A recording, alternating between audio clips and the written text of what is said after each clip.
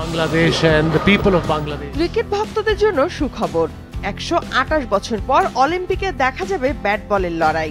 6টি করে ছেলে ও মেয়েদের দল লড়বে পদকের জন্য। 2028 সালে যুক্তরাষ্ট্রের লস অ্যাঞ্জেলেসে হবে অলিম্পিক গেমস।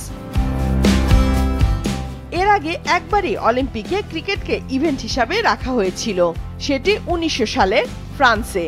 সেবার টাইমলেস টেস্টে অংশ নিয়েছিল স্বাগতিক ফ্রান্স ও গ্রেট ব্রিটেন। দুদিনই ফ্রান্সকে হারিয়ে স্বর্ণ জিতেছিল ব্রিটেন। ওই ম্যাচে ব্রিটিশ বংশোদ্ভূত খেলোয়াড়রাই ফ্রান্সের হয়ে খেলেছিল।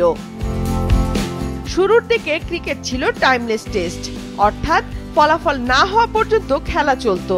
এমন একটি খেলা এরপর আর কোনো অলিম্পিক আসরে যুক্ত করতে রাজি হয়নি আইওসি ও স্বাগতিক দেশ।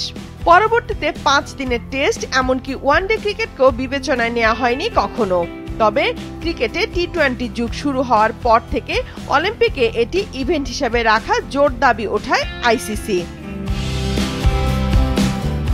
অবশেষে 2028 অলিম্পিকে ক্রিকেটকে ফেরানো হচ্ছে। ছেলে ও মেয়েদের ইভেন্টে যে 6টি করে দল খেলবে তাদের কিভাবে নির্বাচন করা হবে সেটি এখনো ঠিক হয়নি। প্রস্তাব রয়েছে আইসিসি টি-20 র্যাঙ্কিং অনুযায়ী দলগুলো ঠিক করার। তবে এখনো 3 বছর সময় বাকি রয়েছে। অলিম্পিকে খেলতে হলে বাংলাদেশের ছেলে ও মেয়েদের দলকে আগামী 2 বছর অনেক ভালো খেলে সেরা 6 দলের মধ্যে থাকতে হবে। বর্তমানে বাংলাদেশে 2 দলেরই অবস্থান 9 নম্বরে। যুক্তরাষ্ট্রে ক্রিকেটের জন্য আলাদা স্টেডিয়াম নেই।